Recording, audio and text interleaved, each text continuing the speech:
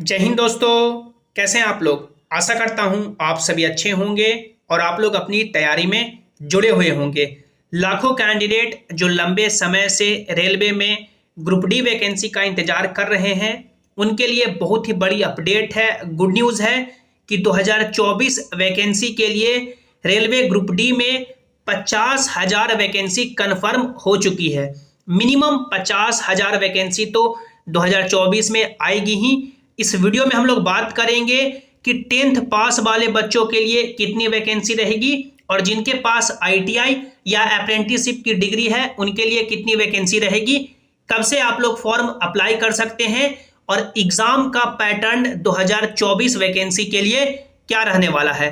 तो यदि आप लोग रेलवे ग्रुप डी के सीरियस कैंडिडेट हैं तो पूरे वीडियो को आपको ध्यान से देखना है। और यदि आप लोग चैनल पर पहली बार आए हैं या अभी तक भी सब्सक्राइब नहीं किए हैं तो कर लें, ताकि जो भी रेलवे के आगे के अपडेट हो उसकी सही और ऑफिशियल जानकारी आपको मिल सके। तो दोस्तों आप लोग यहाँ पे देख सकते हैं, ये एक रोजगार सूचना का एक पेज है जिसमें बताया जा रहा है कि रेलवे में ग्रुप डी के 50,000 पद यानी लगभग 50,000 वैकेंसी आएगी, जिसमें जितने भी कैंडिडेट जो आईटीआई कर रखे हैं या जितने भी कैंडिडेट जिन्होंने अप्रेंटिसशिप कर रखा है वो एलिजिबल हो पाएंगे। और यदि आपके पास आईटीआई या अप्रेंटिसशिप नहीं है, यदि आप लोग सिर्फ सिंपली 10th पास हैं तो भी आप लोग इसके लिए अप्लाई कर पाएंगे। इसमें जो इस साल यूआर के लिए एज क्राइटेरिया रहेगा वो 18 से लेकर के 36 साल तक रहेगा। ग्रुप डी में पहले जो यूआर का एज क्राइटेरिया रहता था वो 18 से 33 साल, लेकिन इस साल 3 साल का एज रिलैक्सेशन दिया जा रहा है तो यूआर का 18 से 36 साल हो जाएगा। और 36 साल पे फिर जो भी ओबीसी एससी एसटी का एज रिलैक्सेशन मिलता है, जैसे ओबीसी का 3 साल तो ओबीसी का मैक्सिमम हो जाएगा 39 साल और एससी एसटी का 5 साल मिलता है तो मैक्सिमम 41 साल हो जाएगा। जिसके लिए आप लोग यहाँ पे देख सकते हैं एज के बारे में बताया गया है। इसमें बताया गया है कि आपका कंप्यूटर बेस्ड टेस्ट एग्जाम होगा, उसके बाद फिजिकल एफिशिएंसी टेस्ट होगा और मेडिकल होगा। इसमें यह बताया गया है कि आप लोग लगभग 5 से 6 महीने के बाद ही आपका एग्जाम कंडक्ट कराया जाएगा। यानी मान लीजिए कि दिसंबर तक आपका फॉर्म भरा लिया जाता है तो लगभग जून या जुलाई तक आपका एग्जाम हो सकता है। इसके बाद हम लोग आगे बढ़ें कि बात करें कि कब से आप लोग फॉर्म अप्लाई कर सकते हैं। तो ये रेलवे का एग्जाम कैलेंडर था कि कब रेलवे कौन सा भर्ती करवाएगी। रेलवे ने जितने भी अभी तक फॉर्म भरवाए हैं, जैसे एएलपी का, टेक्नीशियन का, एनटीपीसी का, जूनियर इंजीनियर का, पैरामेडिकल का, सभी फॉर्म है जो समय पे भरवाया गया है। लेवल 1 यानी ग्रुप डी के बारे में बताया गया था कि फॉर्म है जो अक्टूबर से लेकर के दिसंबर तक भराया जाएगा, लेकिन रेलवे ने इसके रिगार्डिंग अभी तक नोटिफिकेशन जारी नहीं किया है। कारण ये है कि अलग अलग जो बोर्ड हैं उस बोर्ड से अभी तक जो मान सकते हैं पूरी वैकेंसी जो खाली है आनी चाहिए वो नहीं आई है। उम्मीद है कि आप लोग दिसंबर महीने से दिसंबर 2024 में इसके लिए आप लोग फॉर्म अप्लाई कर पाएंगे। यही डेफिनेटली उम्मीद है कि आप लोग दिसंबर 2024 से ग्रुप डी के लिए फॉर्म अप्लाई कर पाएंगे। तो ये जो 50,000 लगभग वैकेंसी आ रही है, इसमें कितनी वैकेंसी है जो सिंपली जो 10th पास हैं उनके लिए रहेगी और कितनी वैकेंसी आईटीआई या अप्रेंटिसशिप वालों के लिए रहेगी। तो जैसा कि आप सभी को मालूम होगा कि अलग अलग आरटीआई के माध्यम से और रेलवे के ऑफिशियल इंपॉर्टेंट नोटिस और लेटर के माध्यम से आपको मालूम चल गया होगा कि इस साल 2024 में जो वैकेंसी आ रही है उसमें टेक्निकल डिपार्टमेंट में आईटीआई या अप्रेंटिसशिप है जो जरूरी कर दिया गया है। और जो नॉन टेक्निकल डिपार्टमेंट है उसमें जितने भी कैंडिडेट जो 10th पास हैं वो एलिजिबल रह पाएंगे। अब टेक्निकल डिपार्टमेंट में कौन कौन सा डिपार्टमेंट आ जाता है आप लोग यहाँ पे देख सकते हैं। टेक्निकल डिपार्टमेंट में जो आपका डिपार्टमेंट है वो आपका सिविल इंजीनियरिंग है, मैकेनिकल है, इलेक्ट्रिकल है, सिग्नल एंड टेलीकॉम है, उसके बाद कैटरिंग विंग है। तो ये सब जो डिपार्टमेंट है वो टेक्निकल डिपार्टमेंट है जिसमें आईटीआई या अप्रेंटिसशिप है जो मस्ट रहेगा। और जो नॉन टेक्निकल यानी इस डिपार्टमेंट को छोड़ करके जो डिपार्टमेंट बच जाएंगे उसमें जो सिंपली 10th 12th या जिन्होंने सिंपली ग्रेजुएशन कर रखा है यानी सिंपली 10th पास है, कोई भी टेक्निकल डिग्री नहीं है, वो भी फॉर्म अप्लाई कर पाएंगे। तो आप लोग यहाँ पे देख सकते हैं ये जो टोटल 17 पोस्ट है, इसी 17 पोस्ट के लिए रेलवे ग्रुप डी में वैकेंसी नोटिफिकेशन आता है।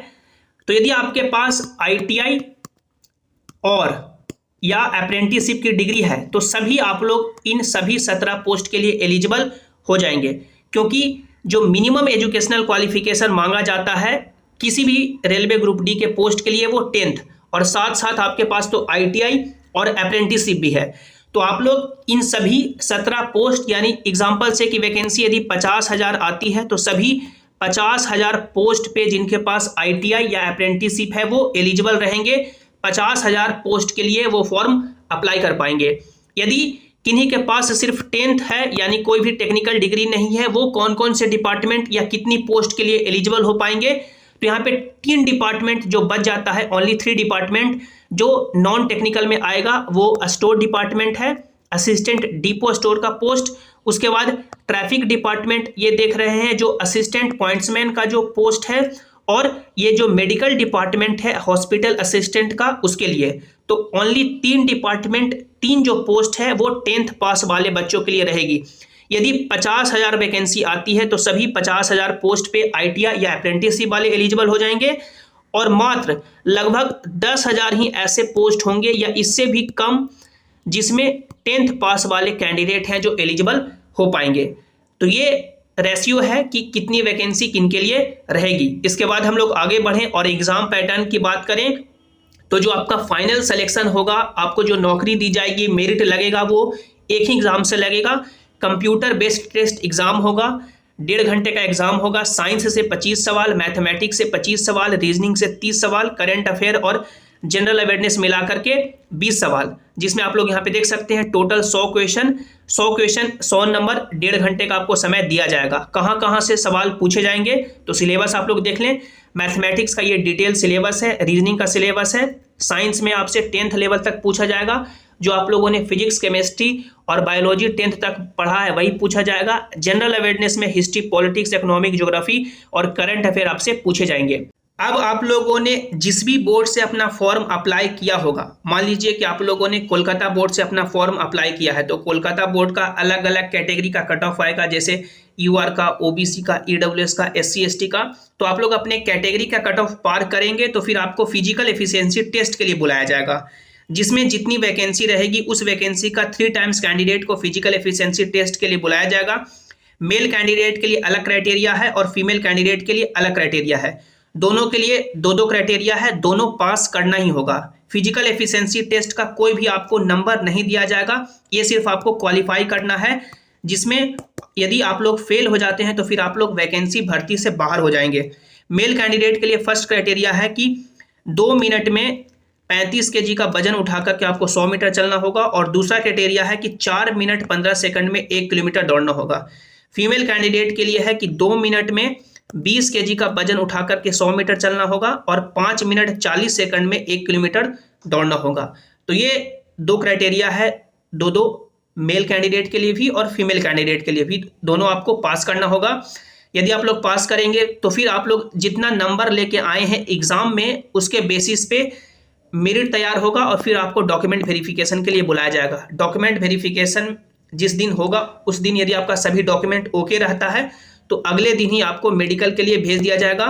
मेडिकल में जो भी इंपॉर्टेंट टेस्ट होते हैं, बेसिक टेस्ट होता है, जैसे आपका चेस्ट का एक्सरे होगा, यूरिन टेस्ट होगा, आई टेस्ट होगा, यही होता है, मेनली 3 ही टेस्ट होता है।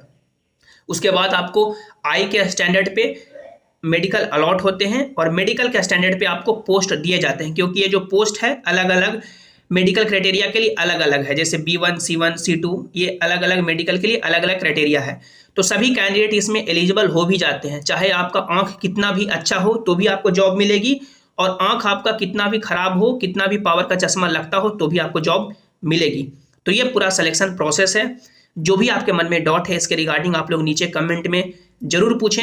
वीडियो को लाइक करें, अपने दोस्तों के साथ शेयर करें, और सभी इंपॉर्टेंट अपडेट्स के लिए आप लोग इस टेलीग्राम जैसिंग क्लासेस से भी ज्वाइन हो जाएं, ताकि जो भी अपडेट हो, जो भी नोटिस हो, यहाँ पर आपको मिल सके। मिलते हैं अगली वीडियो में। Thanks for watching, have an awesome day.